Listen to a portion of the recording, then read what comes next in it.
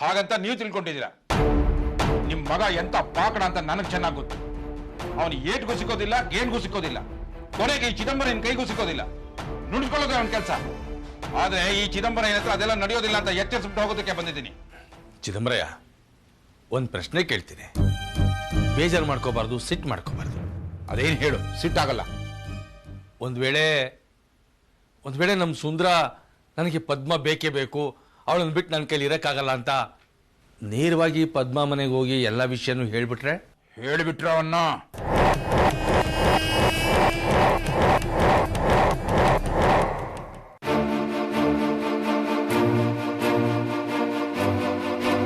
ಹಾಗಾಗಬಾರ್ದು ಅಂತಾನೆ ನಿನ್ನ ಹತ್ರ ಬಂದಿದ್ದೀನಿ ನಾರಾಯಣ. ಒಂದು ಹೆಣ್ಣಿನ ತಂದೆಯಾಗಿ ಅವಳು ಒಳ್ಳೇದಕ್ಕೋಸ್ಕರ ಮೊಟ್ಟ ಮೊದಲನೇ ಬಾರಿ ನಿನ್ನ ಮನೆ ಮೆಟ್ಲತ್ತಿದ್ದೀನಿ. ನಿನ್ನನ್ನು ಬೇಡ್ಕೊಳ್ಳೋದಕ್ಕೆ ಬಂದಿದ್ದೀನಿ. ಚೇಚೆ, ನೀವು ನಮ್ಮ ಹತ್ರ ಬೇಡ್ಕೊಳ್ಳೋದ? ವಿಧಿ ಇಲ್ಲಮ್ಮ. ಹೆಣ್ಣೆತ್ತವ್ರ ತಲೆ ಯಾವಾಗಲೂ ನೆಲ ನೋಡಬೇಕು ಅಂತಾರೆ. ಅದಕ್ಕೆ ನನ್ನ ತಲೆ ತಗ್ಸಿ ನಿಮ್ಮನ್ನ ಭಿಕ್ಷೆ ಕೇಳೋದಕ್ಕೆ ಬಂದಿದ್ದೀನಿ.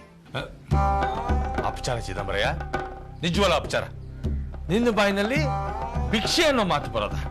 ಚಚ, ನಿನಗೇನೇ ಅಂತ ಪರಿಸ್ಥಿತಿ ಬಂದಿದೆ ಕಣ. ನನ್ನ ಮಗಳ ಸಂತೋಷನ ನಿನ್ನ ಮಗನಿಂದ ಭಿಕ್ಷೆ ಕೇಳೋದಕ್ಕೆ ಬಂದಿದ್ದೀನಿ. ನಿನ್ನ ಮಗನ ಹಿಂಸೆಯಿಂದ ನನ್ನ ಮಗಳಿಗೆ ಮುಕ್ತಿ ಕೊಡಿಸುವಂತ ಬೇಡ್ಕೊಳ್ಳೋದಕ್ಕೆ ಬಂದಿದ್ದೀನಿ. ಸುಬ್ಲಕ್ಷ್ಮಿ, ನಾರಾಯಣ, ನಿಮ್ಮಿಬ್ಬರನ್ನು ಕೈ ಮುಗಿದು ಕೇಳ್ಕೊಳ್ತೀನಿ.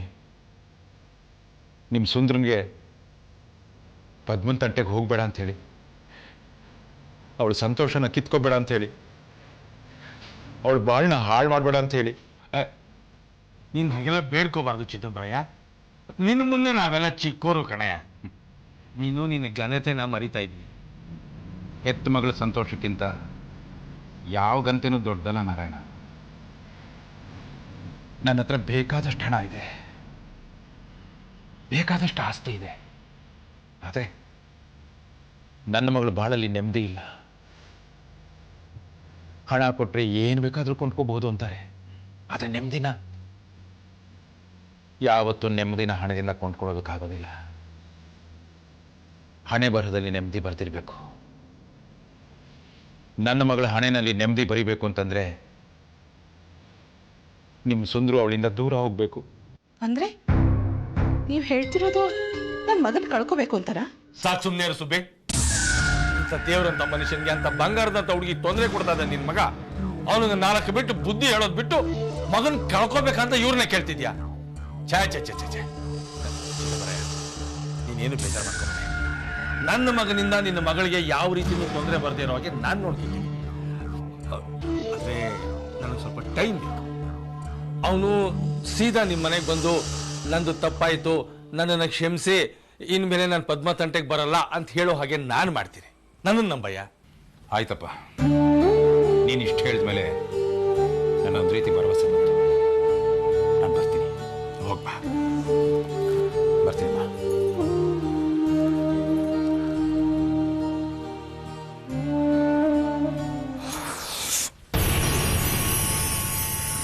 ನೋಡ್ತಾರೆ ನಮ್ಮ ಫಾದರ್ ಎಲ್ಲ ಬಂದಿದ್ದಾಗಿತ್ತು. ಏಯ್,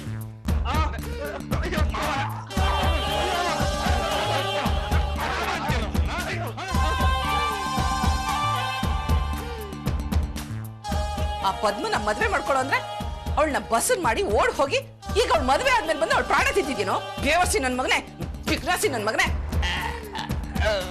ತಡೆ ಮಮ್ಮಿ, ಯಾವ ಜನರಲ್ ನಿಮ್ ಶತ್ರು ಆಗಿದ್ನು ಹೆತ್ತು ಮಗನ ಮೇಲೆ ಸೇಡ್ ತಿನ್ಕೋತ್ರ ಹೊಡಿಯೋದಲ್ವೋ, ಸಾಯಿಸ್ಕೊಡ್ಬೇಕು ನಿನ್ನ. ನಾನು ಚಿದಂಬರನ ಆಸ್ತಿನ ಹೊಡಿಬೇಕು ಅಂತ ಏನೋ ಪ್ಲಾನ್ ಮಾಡಿದ್ರೆ ಎಲ್ಲ ಹಾಳು ಮಾಡ್ಬಿಟ್ಟು ಈಗ ಪದ್ಮನಿಂದ ತಿರುಗ್ತೀಯ. ಮತ್ತೆ ಈಗ ನಾನು ಏನ್ ಮಾಡ್ಬೇಕು ಅಂತ್ಯಾ? ಮುಚ್ಚಿಕೊಂಡು ಮನೆಯಲ್ಲಿ ಬಿದ್ದಿರ್ಬೇಕು. ಪದ್ಮನ್ ನೋಡ್ತೀನಿ ಅಂತ ಇನ್ನೊಂದ್ಸಲಿ ಹೋದ್ರೆ ನೀನು ವಾಪಸ್ ಬರೋದು ನೀನಲ್ಲ, ನಿನ್ ಹೆಣ. ನೋಡ, ಒಳ್ಳೆ ಮಾತನ್ನು ಹೇಳ್ತಾ ಇದ್ದೀನಿ. ನೀನಾಗೆ ಚಿದಂಬರನ ಹತ್ರ ಹೋಗಿ ಇನ್ನು ಮೇಲೆ ನಾನು ಪದ್ಮ ತಂಟೆಗೆ ಬರಲ್ಲ, ನಂದು ತಪ್ಪಾಯ್ತು, ನನಗೆ ಕ್ಷಮಿಸಿ ಅಂತ ಕೇಳ್ಬಿಟ್ಟು ಬರ್ಬೇಕು. ಗೊತ್ತಾಯ್ತು? ಈಗೇನು ನಾನು ಆ ಚಿದಂಬರ ಮನೆಗೆ ಹೋಗಿ ಅಪ್ಪ ತಂದೆ ತಪ್ಪಾಯ್ತು ಕ್ಷಮಿಸ್ಬಿಡು ಅಂತ ಕಾಲು ಬಿದ್ದು ಕೇಳ್ಕೋಬೇಕು. ಹೌದು ತಾನೆ? ಕೇಳ್ತೀನಿ ಡ್ಯಾಡಿ, ಚೆನ್ನಾಗೆ ಕೇಳ್ತೀನಿ.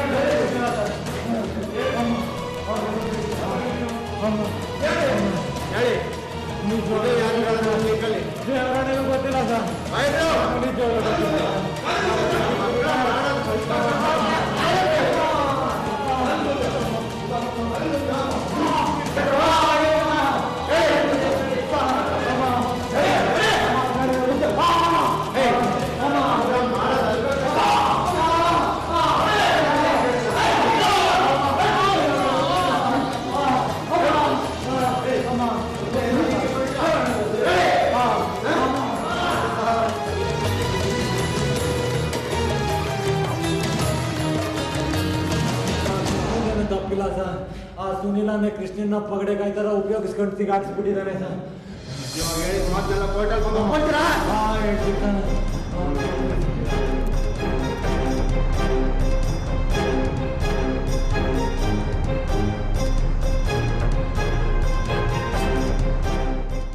ಬಾನಲ್ಲು ನೀನೆ ಭುವಿಯಲ್ಲು ನೀನೆ ಎಲ್ಲೆಲ್ಲೂ ನೀನೆ ನನ್ನಲ್ಲು ನೀನೆ.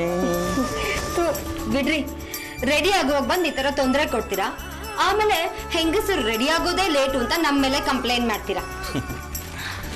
ಕಂಪ್ಲೇಂಟ್ ಅಂತ ಹೇಳೋಕ್ಕೆ ನಾನು ಪೊಲೀಸ್ ಅಲ್ಲ ಚಿನ್ನ, ನಾನು ಲಾಯರ್. ಹೆಚ್ಚು ಅಂದರೆ ಅಫಿಡವಿಟ್ ಕೊಡ್ಬೋದು ಅಷ್ಟೇ. ಅಫಿಡವಿಟಾ? ಏನಂತ? ನನ್ನ ಆಕೆಯ ಸಂತೋಷ ಬೆಳಗ್ಗೆನಿಂದ ನಾರ್ಮಲ್ ಆಗಿಯೇ ಇದ್ದು ಈಗ ದಿಢೀರೇನೆ ಹೆಚ್ಚಾಗಿದೆ ಎಂದು ಈ ಮೂಲಕ ದೃಢಪಡಿಸುತ್ತೇನೆ. ಚೂರು ನಾಚಿಕೆನೇ ಇಲ್ಲ. ಅಯ್ಯೋ, ಹೆಂಡತಿ ಹತ್ರ ನಾಚ್ಕೋಬಾರ್ದು ಅಂತ ದೊಡ್ಡವರೇ ಹೇಳಿದ್ದಾರೆ. ಬೇಕಾದ್ರೆ ನಮ್ಮ ಅಮ್ಮನ್ ಕೇಳು. ಆಹಾ, ಎಲ್ಲದಕ್ಕೂ ಅಮ್ಮ ಅನ್ಕೊಂಡ್ ಬಂದ್ಬಿಡ್ತೀರಾ. ಶುದ್ಧ ಹಸುಗೋಸು ನೀವು. ಟೈಮ್ ಆಯ್ತು, ಇನ್ನು ನಾನು ಶಾಪಿಂಗ್ ಮಾಡ್ಬೇಕು, ಸಿನಿಮಾ ನೋಡ್ಬೇಕು, ಹೋಟೆಲ್ಗೆ ಹೋಗ್ಬೇಕು, ಹೋಟೆಲ್ ಅಲ್ಲಿ ಪಾನಿಪುರಿ ತಿನ್ಬೇಕು. ನಡೀರಿ ನಡೀರಿ ಬೇಗ.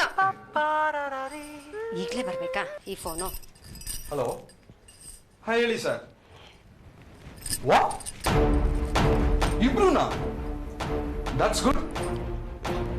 ಹಾ ಸರ್, ನಾನು ಈಗಲೇ ಬರ್ತೀನಿ. ಹೌದು, ಹಾ. ಯಾರದ್ರಿ ಫೋನು?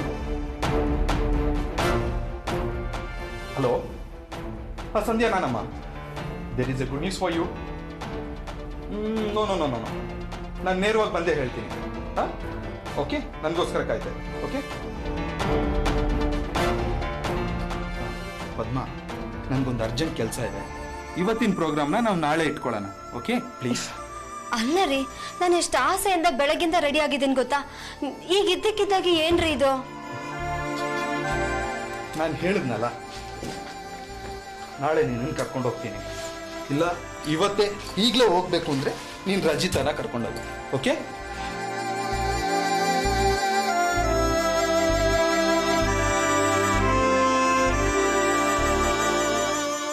ಮಾಧು, ಏನೋ ಇದು ಇದಕ್ಕಿದ್ದ ಹಾಗೆ? ಏನೋ ಇದು ಮಾಧು, ಪದ್ಮನ್ನ ಪಿಕ್ಚರ್ ಕರ್ಕೊಂಡು ಹೋಗ್ತೀನಿ ಅಂತ ಹೇಳಿ ಈಗ ನೋಡಿದ್ರೆ ಕೋಟ್ ತಗೊಂಡು ಕೋರ್ಟ್ ಹೋಗ್ತಾ ಇದೆಯಲ್ಲ. ಅಮ್ಮ ನನಗೊಂದು ಅರ್ಜೆಂಟ್ ಕೆಲಸ ಇದೆ, ನಾನು ಹೋಗ್ಲೇಬೇಕು. ಓ ಮಾಧವ್, ಯಾಕೋ ಹೀಗೆ ಮಾಡ್ತೀಯ? ಪಾಪ ಹುಡುಗಿನ ಅಲ್ಲಿ ಹೋಗೋಣ ಇಲ್ಲಿ ಹೋಗೋಣ ಅಂತೇಳಿ ಆಸೆ ಹುಟ್ಟಿಸಿ ರೆಡಿ ಆಗಕ್ಕೆ ಹೇಳ್ತೀಯ. ಕೊನೆಗಳಿಗೆನಲ್ಲಿ ಈ ರೀತಿ ಕೈ ಕೊಡ್ತೀಯ. ಇದು ನಿನಗೆ ಸರಿ ಅನ್ಸುತ್ತೇನಪ್ಪ? ಅಪ್ಪ, ನನ್ನನ್ನು ಈಗ ಏನು ಕೇಳಬೇಡಿ. ನಾನು ಸಂಜೆ ಬಂದು ನಿಮಗೆಲ್ಲ ವಿಷಯ ಹೇಳ್ತೀನಿ. ಬರ್ತೀನಿ.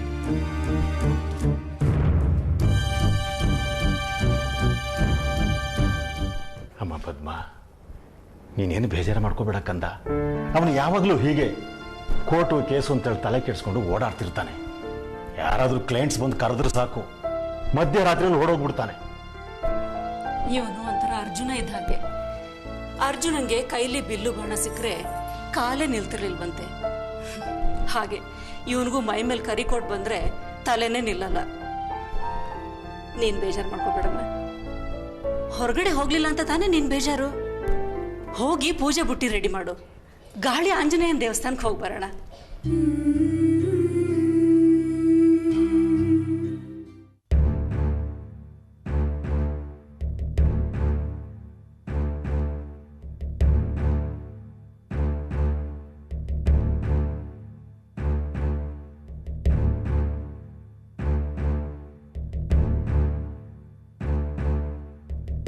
ಸಂಧ್ಯಾ, ಅಣ್ಣ, ಏನ್ ಫೋನ್ ಮಾಡಿತ್ತು? ಏನ್ ಸಮಾಚಾರ? ಕೃಷ್ಣನ್ ವಿಷಯ ಏನಾದರೂ? ಹೇಳ್ತೀನಮ್ಮ, ಹೇಳ್ತೀನಿ. ನಾವು ಆ ಸುನಿಲನ್ನು ಹಿಡಿಯೋಕೆ ಎಷ್ಟೋ ಪ್ರಯತ್ನ ಮಾಡ್ತಿದ್ವಿ. ಅವನ ಜೊತೆಲ್ಲ ಇಬ್ರು ಹುಡುಗರು ಇದ್ರಲ್ಲ, ಗೊತ್ತಾ? ಶಂಭು ಮತ್ತೆ ಜುಟ್ಟು. ಹಾ, ಅವರಿಬ್ರೆ. ಅವರು ಪೊಲೀಸರ ಕೈಯಲ್ಲಿ ಸಿಕ್ಕಿದಾರಂತೆ. ಆ ಸುನಿಲನ ವಿಷಯ ಏನೋ ಬಾಯ್ ಬಿಟ್ಟಿದಾರಂತಮ್ಮ. ಹೌದಾ? ನಂಬೋದಕ್ಕೆ ಆಗ್ತಾ ಇಲ್ಲ. ಹುನಮ್ಮ, ನನಗೂ ನಂಬೋಕೆ ಆಗ್ತಾ ಇಲ್ಲ. ಅದನ್ನ ಕನ್ಫರ್ಮ್ ಮಾಡ್ಕೊಳ್ಳೋಣ ಅಂತಾನೆ ನೀನನ್ನು ಕರ್ಕೊಂಡೋಗೋಣ ಅಂತ ಬಂದೆ. ನಡಿಯೋಣ, ಹೋಗೋಣ. ಬಾಬಾ.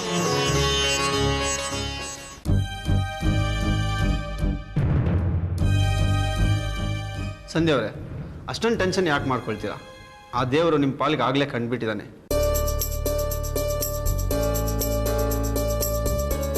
ಸುನೀಲ್ ಅಷ್ಟೇ ಅಲ್ಲ, ಕೃಷ್ಣನ್ಗೆ ಲೋನ್ ಕೊಡಿಸೋ ವಿಷಯದಲ್ಲಿ ಕೈ ಎತ್ತಿದ್ನಲ್ಲ, ಸತೀಶ್ ಇರೋ ಸುಳಿವು ಕೂಡ ಸಿಕ್ಕಿದೆ. ಇನ್ನು ಅವನ್ನ ಹಿಡಿಯೋದು ಮಾತ್ರ ಬಾಕಿ. ಅವರಿಬ್ರು ಸಿಕ್ಬಿಟ್ರೆ ನಮ್ಮ ಕೃಷ್ಣನ ರಿಲೀಸ್ ಮಾಡ್ತೀರಾ ಸರ್? ಖಂಡಿತ. ಅವರೇ ತಪ್ಪಿತಸ್ಥರು ಅಂತ ಪ್ರೂವ್ ಆಗಬೇಕು, ಅಥವಾ ಅವರು ಕೋರ್ಟ್ನಲ್ಲಿ ಬಂದು ತಮ್ಮ ತಪ್ಪನ್ನ ಒಪ್ಕೊಳ್ಬೇಕು. ಆಗ ಕೃಷ್ಣ ಪರಿಪೂರ್ಣವಾಗಿ ನಿರಪರಾಧಿ ಅಂತ ಆಚೆ ಬರ್ತಾನೆ. ಸರ್, ಆ ಸುನಿಲನ್ನ ಟ್ರ್ಯಾಪ್ ಮಾಡೋದಕ್ಕೆ ಏನೇನು ಪ್ರಿಪ್ರೇಷನ್ ಮಾಡ್ಕೊಂಡಿದ್ದೀರಾ ಅಂತ ನಾನು ತಿಳ್ಕೊಬೋದಾ? ನಮ್ಗೆ ಅನುಮಾನ ಇರೋ ಎಲ್ಲ ಜಾಗಗಳಲ್ಲೂ ಮುಫ್ತಿಲಿ ಪೊಲೀಸವ್ರನ್ನ ಹಾಕಿದ್ದೀನಿ. ಅಷ್ಟೇ ಅಲ್ಲ, ಆಲ್ ಓವರ್ ಇಂಡಿಯಾ ಎಲ್ಲ ಪೊಲೀಸ್ ಸ್ಟೇಷನ್ಗೂ ಇನ್ಫಾರ್ಮ್ ಮಾಡಿದ್ದೀನಿ. ಅಂತ ತೀರಾ ಕಷ್ಟ ಏನಾಗೋದಿಲ್ಲ. ಒಂದು ವಾರದಲ್ಲಿ ಅವನು ಎಲ್ಲಿದ್ರೂ ಹಿಡ್ದೇ ಹಿಡ್ತೀವಿ. Don't worry. Thank you sir. ನಿಮ್ಮಂಥ ನಿಷ್ಠಾವಂತ ಪೊಲೀಸ್ ಆಫೀಸರ್ ಇರೋದ್ರಿಂದಾನೇ ದೇಶದಲ್ಲಿ ಅಷ್ಟೋ ಇಷ್ಟೋ ಕಾನೂನು ಉಳ್ಕೊಂಡಿರೋದು. ಕಾನೂನು ಉಳ್ಕೊಂಡಿರೋದು ನಿಮ್ಮಂಥ ಸಿನ್ಸಿಯರ್ ಅಡ್ವೊಕೇಟ್ಗಳಿಂದ. ನಾವೇನಿದ್ರು ಹೆಲ್ಪ್ ಮಾಡೋದಷ್ಟೇ. ಅದು ನಿಮ್ಮ ದೊಡ್ಡ ಗುಣ ಸರ್. ಅಂದಾಗೆ ಆ ಕ್ರಿಮಿನಲ್ಸ್ನ ನಾವು ನೋಡ್ಬೋದಾ? Why not? ಹೋಗಿ ನೋಡಿ. ರಘುಚರಣ್, ಆ ಜುಟ್ಟು ಇರೋ ಸೆಲ್ಲಿ ಕರ್ಕೊಂಡೋಗಿ ಅವ್ರನ್ನ. ಬನ್ನಿ ಸರ್.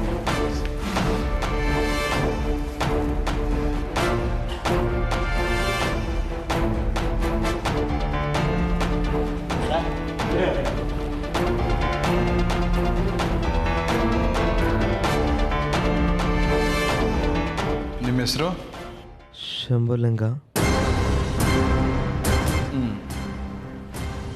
ನೀವು ಕೊಟ್ಟಿರೋ ಹೇಳಿಕೆ ಎಲ್ಲ ಇಲ್ಲಿ ರೆಕಾರ್ಡ್ ಆಗಿದೆ. ನಾಳೆ ಕೋರ್ಟಲ್ಲೂ ನೀವು ಇದನ್ನೇ ಹೇಳಬೇಕು. ಅದು ಅಲ್ಲದೆ ಇದ್ರ ಜೊತೆ ಬೇರೆ ಏನು ಹೇಳಬೇಕು ಅನ್ನೋದನ್ನ ನಾನು ನಿಮ್ಗೆ ಈಗ ಹೇಳ್ಕೊಡ್ತೀನಿ. ಸಂಧ್ಯಾ, ಇನ್ನು ಸ್ವಲ್ಪ ಅಲ್ಲಿರಮ್ಮ. ಒಂದು ನಿಮಿಷ ಅಣ್ಣ.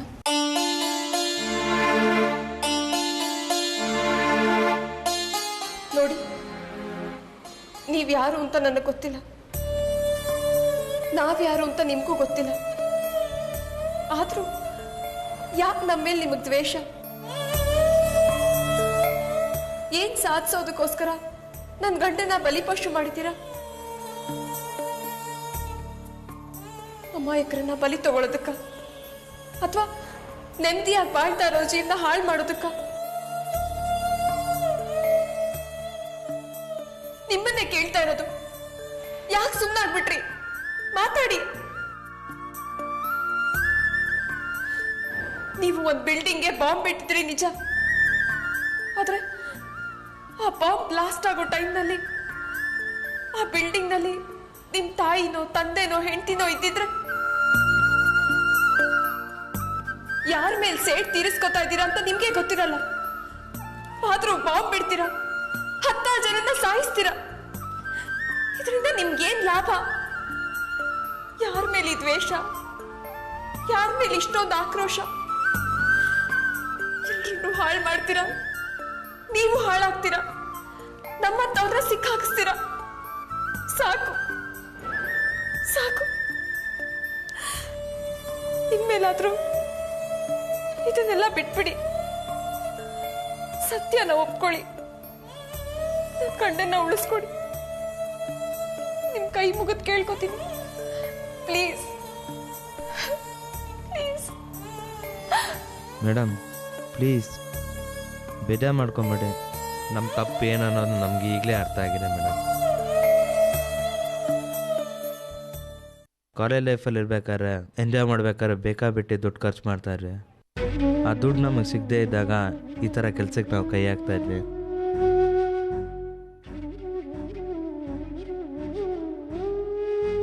ನಾವು ಮಾಡಿರೋ ಪಾಪ ಕೆಲಸಕ್ಕೆ ಕೃಷ್ಣನ ಶಿಕ್ಷೆ ಅನುಭವಿಸೋಕೆ ಬಿಡೋದಿಲ್ಲ.